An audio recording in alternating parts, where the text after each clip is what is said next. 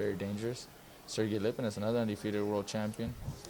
You know, now Robert Easter, another undefeated world champion. I don't know if there's another fighter doing what I'm doing. Mikey, you know what's weird is he took his time to explain to Errol Spence if he felt disrespected, if he felt overlooked, but yet he still asks you about fighting at 147 and fighting Errol Spence. Is kind of, I mean, people want to see you in those fights. Why would they say you're overlooking him if that's the kind of fights they want to see you in? I'm here to answer questions, and when anybody asks me what's next or what's the fight that excites me the most, honestly, a fight with Errol Spence really excites me. I'm not overlooking anybody. I did my work. I paid attention to this fight first. But, speaking about the near future or another fight, I'm answering the questions. If you guys don't appreciate that or you guys think that I'm overlooking them, stop asking the questions. I'm just here to answer my questions, and I'll tell you exactly how I feel and what I'm looking for. Mikey, even though it wasn't mentioned here on stage, on social media, Robert Easter has said that he thinks this is going to be an easy fight for him.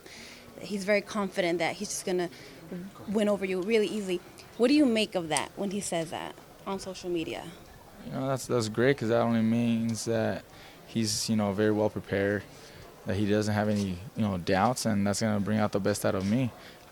Just like my brother told you, I want the best Robert Easter.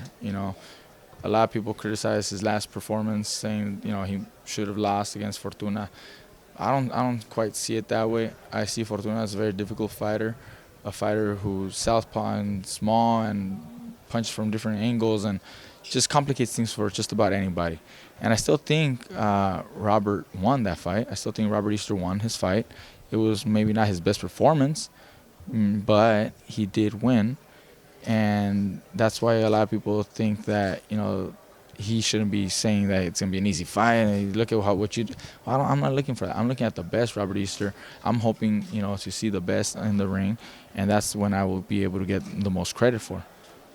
Does fighting a tall guy like him create more challenges for you? Or? Well, it does. The height and reach, does create challenges. But like I said, I'm pretty experienced. I have fought other taller opponents, and I've had a good training camp, good strategies, good technique.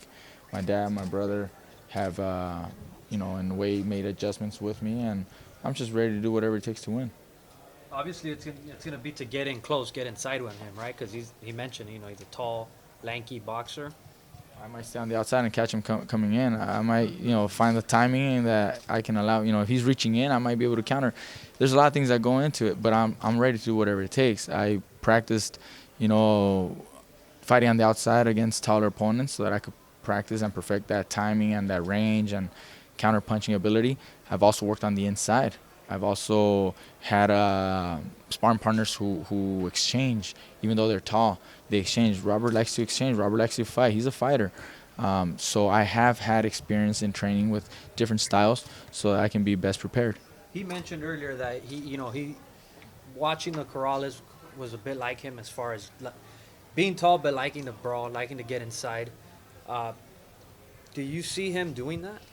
I think he's gonna try to use his reach and height more than other nights. I think he's gonna try and box. I think that's what the trainer is probably gonna ask of him. But at some point, I think he does have that fighter instinct, and he's gonna fight.